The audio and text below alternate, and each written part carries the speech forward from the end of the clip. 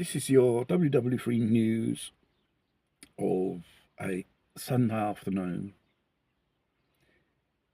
It happens to be Sunday of the Palms in the so-called Christian world. We're not talking about religion here. So it's been reported the Iranians have destroyed one of the last working water plants in Israel. It's offline. And they don't know when it's going to be repaired or when it's going to come back online, because it was badly destroyed through a missile attack using cluster ammunition. Cluster ammunition, regarding traditional ammunition, it creates hundreds of small explosions. Your traditional missile hits a target and there's a huge crater there. With cluster ammunition, explosives,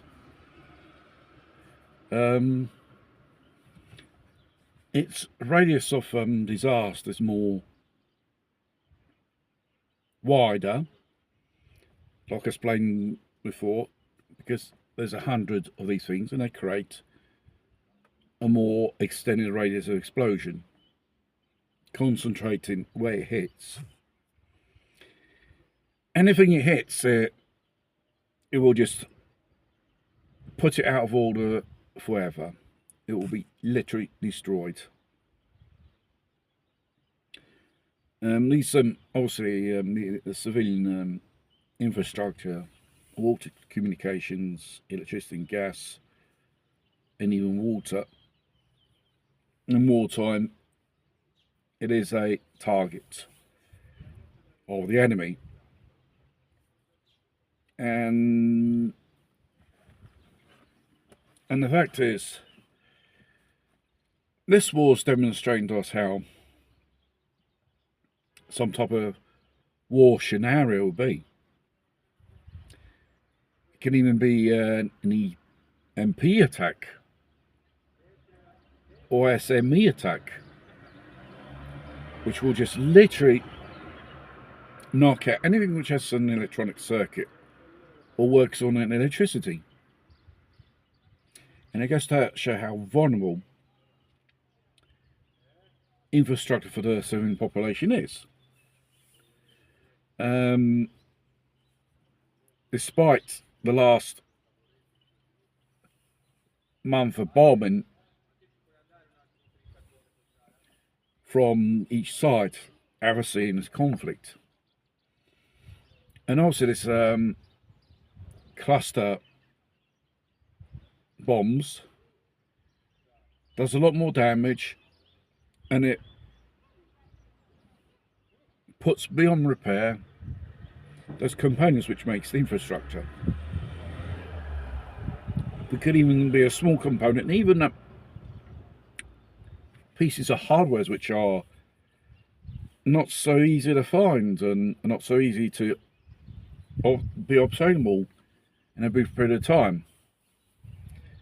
And for example, the big transformers of the substations or the electrical grid, if they get damaged beyond repair, no more electricity. And the only people who will make these things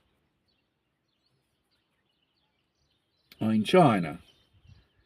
Probably once upon a time it was made in the West, these things.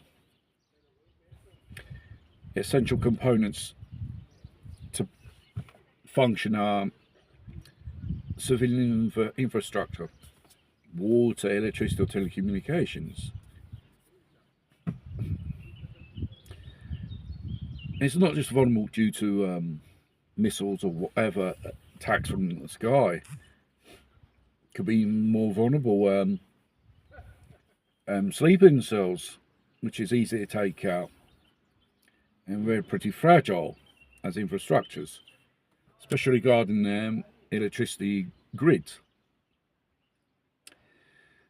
So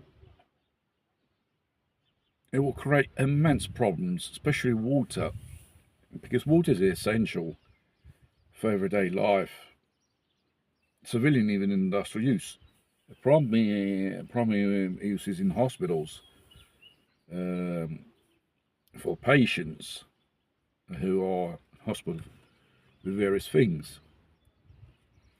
And when it comes to wartime injuries, infections, you know, up on the increase.